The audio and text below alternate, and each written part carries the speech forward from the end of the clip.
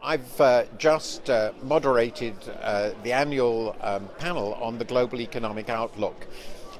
We started with a very good discussion of what's been happening in the markets and whether we should be really worried about that.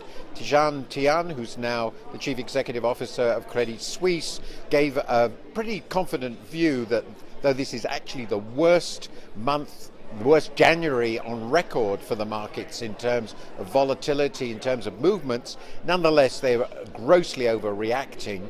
The world economy is not in such terrible shape, and the likelihood is that there will be a recovery. One of the reasons it's happened is that the banks are not able to support markets in the way they used to as a result of regulation.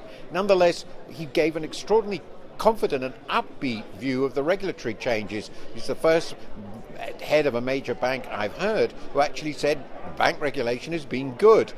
This view that the world economy is all right and basically healthy, though there are huge problems and risks, was underlined by Christine Lagarde, who's the managing director of the IMF, and she pointed out that basically they expect faster growth this year than last. The major economies are growing well. They're confident that China and India will continue to grow. They're not really worried about China, but there are some big risks, particularly in the oil sector and commodities more broadly. And as a result, a number of quite important countries like Russia, like Brazil, are obviously stressed. There are risks of default. But there's a very confident view that the banking sector in the West can survive this. There won't be a global crisis at all. There was also strong confidence shown in India. The Indian finance minister was a participant, and India is expected to be the fastest growing major country in the world, growing about 7.5% this year, and a record that everybody would welcome.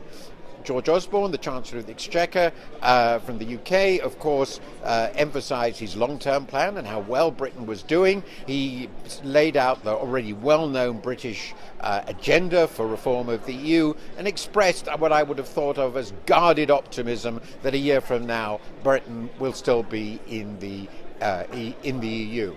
But perhaps the most interesting and provocative discussion emanated from Mr. Kuroda, the governor of the Bank of Japan, said something very provocative about China, which is, if necessary, they should impose exchange controls, outflow controls, to support the RMB, rather than just running through the foreign currency reserves.